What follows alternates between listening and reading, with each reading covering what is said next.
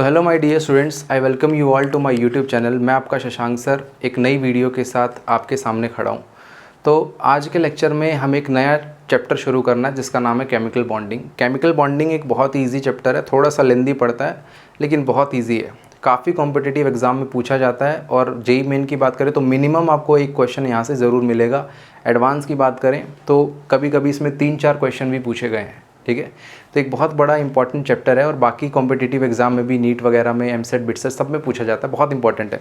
किसी भी competitive exam में ऐसा नहीं है, कोई भी ऐसा कॉम्पिटिटिव एग्जाम नहीं है जहाँ से यहाँ से क्वेश्चन ना आया हो। ठीक है, तो आखिरी तक पढ़ना, बहुत आसान चैप्टर है। तो केमिकल बॉन्डिंग को शुरू करें उससे पहले मैं एक चीज़ बताता हूँ कि केमिकल बॉन्ड का मतलब क्या है। ठीक है, एक तरीके से इंट्रोडक्टरी चैप्टर बोल सकते हो इसका।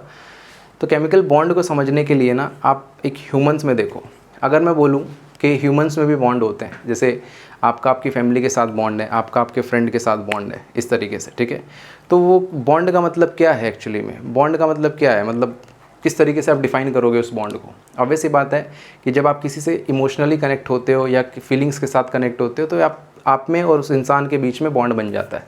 जैसे आपके और आपकी फैमिली में इमोशनली कनेक्टेड हो, इसलिए बॉन्ड बन जाता है। ठीक है, इसी तरीके से ना केमिस्ट्री में भी होता है। केमिस्ट्री में कैसे होता है? केमिस्ट्री में जो आपके पास अट्रैक्टिव फोर्सेस होती हैं, मतलब ह्यूमंस में जो इमोशंस होते हैं, केमिस्ट्री के अंदर वो अट्रैक्टिव फोर्सेस होती हैं। मतलब वो अट्रैक्टिव फोर्सेस जो दो लोगों को आपस में कंबाइन करके रखती हैं, उसी को बॉन्ड बोलते हैं। ठीक है, आसान है, बहुत ज़्यादा आसान है। अब जैसे ह्यूमंस में क्या होता है, ह्यूमंस में भी स्ट्रॉन्ग बॉन्ड होता है और वीक बॉन्ड होता है। जैसे आपकी फैमिली के साथ इमोशंस स्ट्रॉन्ग होंगे तो आपकी फैमिली के साथ बॉन्ड अच्छा होगा, जनरल केस की बात कर रहा हूँ। और बाहर वालों के साथ आपका जो इमोशनली जो कनेक्टेड रहते हो वो वीक होता है आपका। ठीक है, इसमें भी 2 कैटेगराइज में बांटा गया है। लेकिन उससे पहले एक सवाल उठता है इसमें बहुत ज़्यादा इंपॉर्टेंट, कि एक्चुअल में जो केमिकल बॉन्ड है वो बनता क्यों है? मतलब बॉन्ड बनाने की ज़रूरत क्या पड़ रही है? बहुत आसान है भाई, सिंपल सी बात है। देखो, आप बचपन से पढ़ते आ रहे हो, जो आपके पास जो एटम होता है, ये आपके पास जैसे एटम है, ठीक है, ये एटम है, ये 2 एटम है। ये भी आप जानते हो कि अकेला जो एटम होता है वो क्या होता है? अनस्टेबल होता है। ये भी अनस्टेबल है, ये भी अनस्टेबल है, दोनों ही अनस्टेबल है। ठीक है, और आप जानते हो जो स्टेबिलिटी होती है वो इन्वर्सली प्रोपोर्शनल होती है। क्या होती है? इन्वर्सली प्रोपोर्शनल होती है। किसके? एनर्जी के। मतलब अगर किसी की एनर्जी हाई है, अगर ये अनस्टेबल है ना, तो इसकी एनर्जी कैसी रही होगी? इसकी एनर्जी हाई रही होगी। अगर इसकी एनर्जी हाई रही होगी तो एटम की स्टेबिलिटी क्या रही होगी? कम रही होगी। ठीक है, एटम्स जो होते हैं उनकी एनर्जी हाई रहती है, लेकिन जो मॉलिक्यूल्स होते हैं, मॉलिक्यूल्स की एनर्जी कैसी रहती है? मॉलिक्यूल्स की एनर्जी लो रहती है, या ये बोल सकते हैं स्टेबल होते हैं। अगर ये स्टेबल हैं तो इनकी एनर्जी कैसी रही होगी? इनकी एनर्जी लो रही होगी, एनर्जी लो। तो अब सिंपल सी एक चीज़ समझ में आती है कि भाई अगर 2 एटम हैं तो 2 एटम क्या करेंगे? एक एटम अनस्टेबल, दूसरा एटम अनस्टेबल, दोनों की एनर्जी हाई है।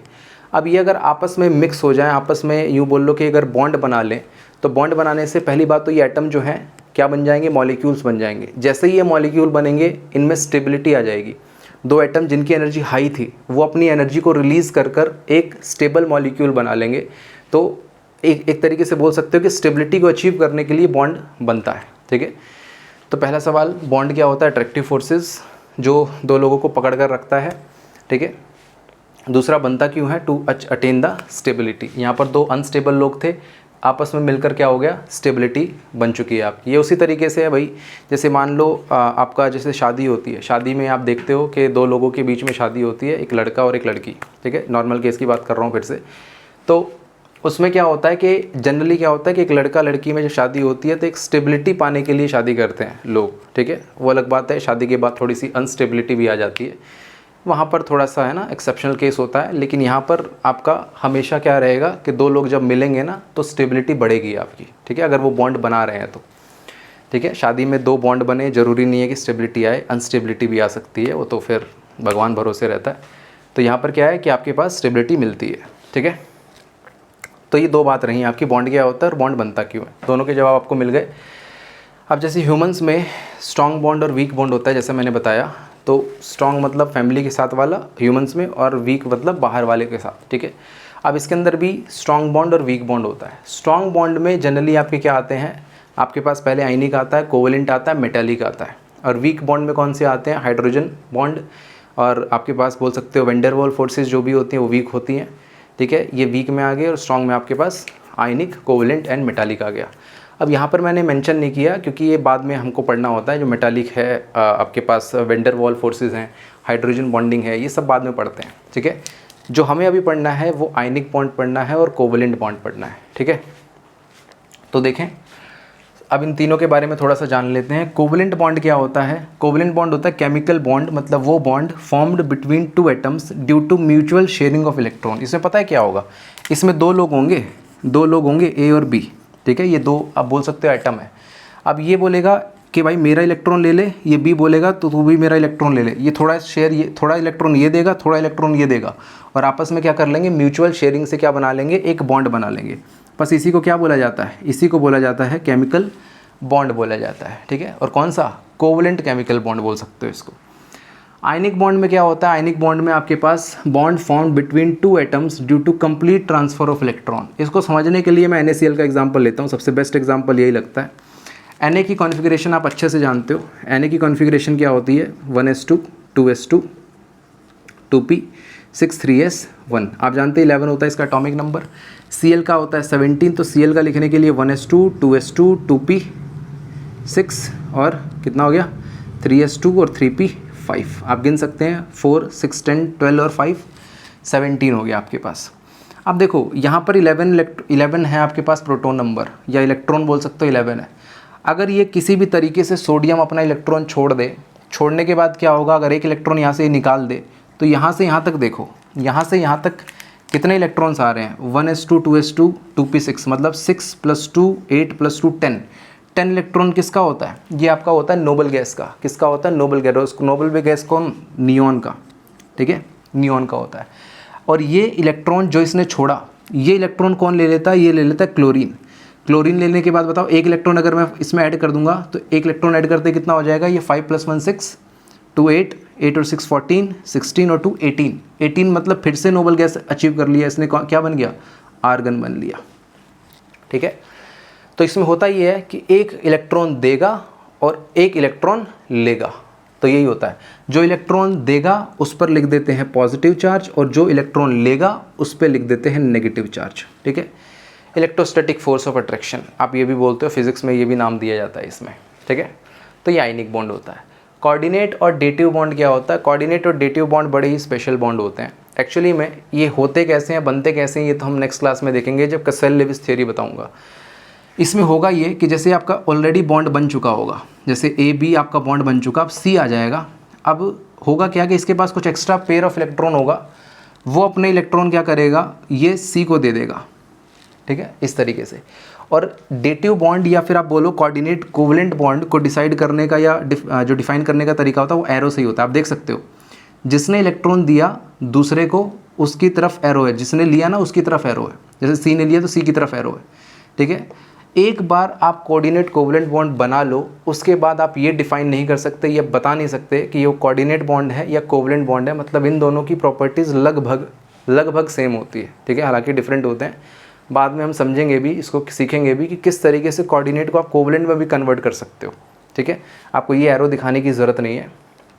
ठीक है, तो फिर से आप देख सकते हैं कोवलेंट बॉन्ड म्यूचुअल शेयरिंग के ऊपर होती है। इसमें क्या होता है? एक इलेक्ट्रॉन दे देता है, एक ले लेता है। ये पेयर ऑफ इलेक्ट्रॉन बॉन्डिंग बनाने के बाद दूसरे इसको इलेक्ट्रॉन अपने ट्रांसफ़र कर देता है। ठीक है, bond form between to atom when the shared pair of electron is provided by one of the bonding atom. ठीक है, एग्जाम्पल अगर आप 11th में हैं तो आप आगे ही सीखोगे, नेक्स्ट लेक्चर में ही सीखोगे। अगर आप 12th में देख रहे हो ये वीडियो तो आप N2O का एग्जाम्पल ले सकते हो, आप O3 का एग्जाम्पल ले सकते हो, आप बहुत सारे एग्जाम्पल ले सकते हो जिसमें कोऑर्डिनेट कोवलेंट बॉन्ड होते हैं, जो नेक्स्ट क्लास में हम देखेंगे फॉर श्योर। ठीक है, तो ये आपके पास 3 पार्ट्स होते हैं। अब एक और चीज़ आती है कि सेंट्रल एटम किसको बोलते हैं। ठीक है, सेंट्रल एटम के बारे में ये बेसिक चीज़ें हैं, मैं आपको नेक्स्ट क्लास में बताऊँगा। नेक्स्ट क्लास में हम थियरीज़ पढ़ेंगे। एक्चुअली में हमारे पास ना बॉन्डिंग पैटर्न को समझाने के लिए कुछ थियरीज़ आई थी। केमिकल बॉन्ड में हमें क्या पढ़ना होता है? बेसिकली हमें स्ट्रक्चर से डील करना है, किसी का स्ट्रक्चर कैसा है। जैसे मान लो, जैसे आपने 10th 9th में पढ़ा होगा कि आपने BF3 का देखा होगा मॉलिक्यूल, है ना। BF3 आपने कुछ इस तरीके से पढ़ा होगा, फ्लोरीन फ्लोरीन फ्लोरीन, है ना, इस तरीके से। अब इसी में 4 टाइप के, मतलब 4 एटम्स हैं इसमें देखा जाए तो।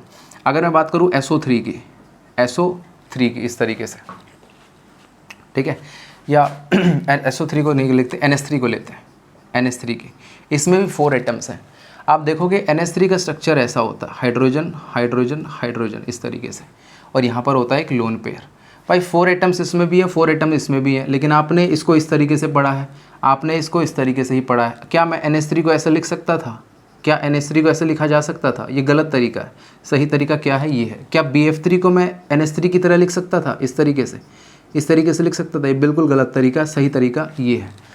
सेम एटम होने के बाद भी इसका अलग स्ट्रक्चर है, इसका अलग स्ट्रक्चर है, ठीक है, देख सकते हैं ना, ये गलत है। इसको मैं ऐसे नहीं लिख सकता, इसको मैं ऐसे नहीं लिख सकता, ठीक है। तो ये यही चीज़ें पढ़नी है, यही जो कुछ थ्योरीज आई थी, जैसे कोसेल लेविस हुआ, फिर VBT आई, फिर VSC-PR आई, वैलेंशियल इलेक्ट्रॉन पेयर रिपल्शन थ्योरी, उसके बाद आपके पास MOT आई। तो बेस्ट थ्योरी मानी जाती है वो MOT मानी जाती है, ठीक है।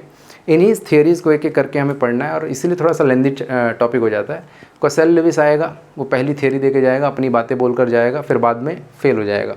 फिर VBT पढ़ेंगे, फिर VBT फेल होगी, फिर VSC-PR पढ़ेंगे, वो फेल होगी, फिर लास्ट में MOT, जो सब कुछ समझाएगा आपको, ठीक है।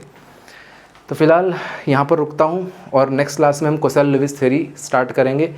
अगर ये लेक्चर पसंद आया तो ज़रूर इसको लाइक करें, शेयर करें, सब्सक्राइब करें, ठीक है। अगर आप नए हैं तो थैंक यू।